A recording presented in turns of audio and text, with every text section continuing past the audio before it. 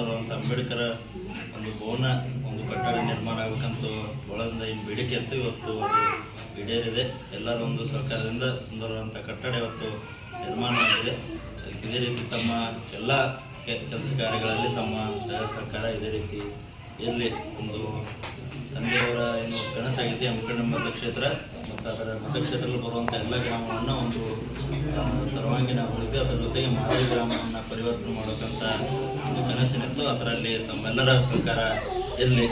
ಈಗಾಗಲೇ ಅವರು ಕಳೆದ 1.5 ವರ್ಷಗಳಲ್ಲಿ ಮಂತ್ರಿ ಆದ ಸಂದರ್ಭದಲ್ಲಿ ಅನೇಕ ಅನುದಾನವನ್ನು ಹೆಗ್ಗೋಡಿ ಮತಕ್ಷೇತ್ರಕ್ಕೆ ತರಲಿಕ್ಕೆ ಒಂದು ಪ್ರಯತ್ನ ಮಾಡಿದ್ದಾರೆ.